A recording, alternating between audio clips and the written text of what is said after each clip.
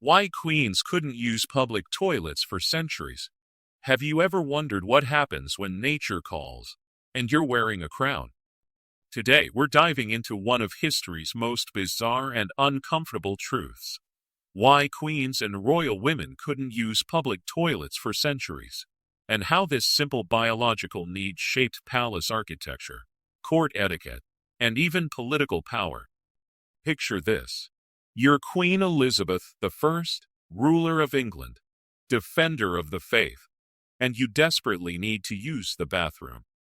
But here's the problem. There are no public toilets. Your dress weighs 40 pounds, and removing it requires 3 ladies in waiting, and about 20 minutes. Welcome to the glamorous life of royalty. Let's start with the obvious issue, the dresses. Royal gowns weren't just clothing. They were architectural marvels. These elaborate constructions featured multiple layers, corsets that required servants to lace up, and hoops so wide that queens had to turn sideways to fit through doorways. The famous court dress of Marie Antoinette could measure up to 6 feet wide at the hips. Imagine trying to navigate a medieval latrine in that ensemble. It was practically impossible. But the clothing was just the beginning of the problem. The real issue was societal expectations and the concept of royal dignity. Queens were expected to be perfect, almost divine beings who transcended basic human needs. The idea that a queen might need to relieve herself like a common person was considered undignified and inappropriate. This wasn't just about modesty. It was about maintaining the mystique of royal authority. In medieval times, public toilets were communal affairs. Multiple people would sit side by side on wooden benches, with holes cut out, positioned over flowing water or deep pits. These facilities were noisy, smelly, and decidedly unregal. The thought of a queen sharing such intimate space with commoners was unthinkable. It would have been seen as diminishing her elevated status and divine right to rule. So what did queens do instead?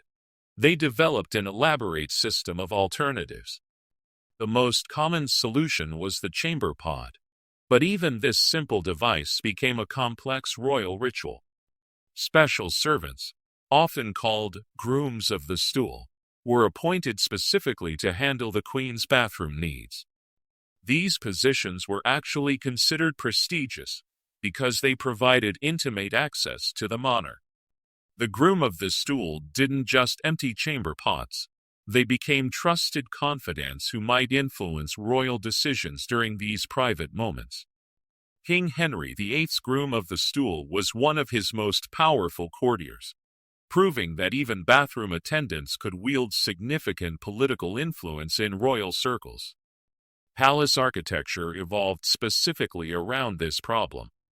Royal residences featured elaborate networks of private closets, hidden passages, and specially designed rooms that allowed queens to maintain their dignity while addressing biological necessities. The Palace of Versailles, for example, had over 100 small private rooms called guard-robes scattered throughout the building, ensuring that royalty never had to venture far or risk public exposure. These guard-robes weren't just functional spaces. They were decorated and furnished like proper rooms, with tapestries, cushions, and even heating systems. Some featured elaborate mechanical systems that would flush waste away through hidden channels, making them more advanced than anything available to the general public. The situation became even more complex during public appearances and ceremonies. Royal processions could last for hours, with queens trapped in heavy ceremonial robes, unable to leave their positions without causing a diplomatic incident.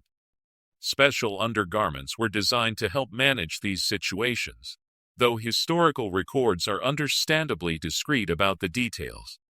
Travel presented its own unique challenges. When queens went on royal progresses, elaborate tours of their kingdoms, the logistics became nightmarish. Advance teams would travel ahead to ensure that suitable private facilities were available at every stop. temporary structures would be erected, existing buildings modified, and elaborate screens and curtains installed to maintain royal privacy. The problem wasn't limited to European royalty. In Imperial China, the Forbidden City was designed with similar considerations. Empress dowagers had their own private bathroom complexes, complete with servants who were sworn to secrecy about anything they might witness or overhear during these intimate moments. Interestingly, this bathroom taboo actually reinforced royal power in unexpected ways. By making queens seem above basic human needs, it enhanced their mystical authority. Subjects could believe their rulers were somehow different from ordinary people, chosen by divine will rather than mere human biology. The Industrial Revolution began to change things, but slowly. The invention of modern plumbing and water closets in the 19th century made private royal bathrooms more practical and hygienic. Queen Victoria was among the first monarchs to embrace modern toilet technology, installing water closets throughout her palaces and helping to normalize discussions about sanitation. However, the social taboos persisted well into the 20th century. Royal protocols still discouraged public acknowledgement of basic human needs.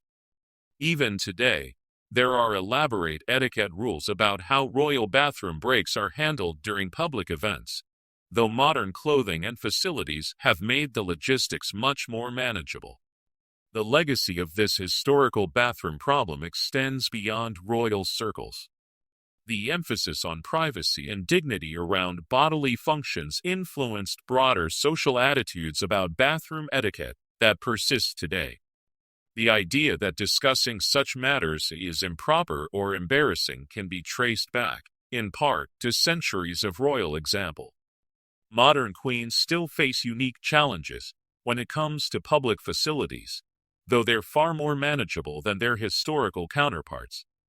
Royal protection officers must secure and inspect any facilities before use, and elaborate contingency plans ensure that appropriate alternatives are always available during public engagements. Looking back, it seems almost absurd that something as natural as using the bathroom could become such a complex political and social issue. Yet this strange chapter in royal history reveals important truths about power, dignity, and the human cost of maintaining authority. Queens may have worn crowns, but they were still bound by the same biological realities as their subjects. They just had to be far more creative about managing them. The next time you use a public restroom without a second thought, remember the queens of centuries past, trapped in their elaborate gowns, navigating complex court protocols, and dreaming of a world where even royalty could answer nature's call with dignity and ease. Sometimes, the most revealing aspects of history are found in its most private moments.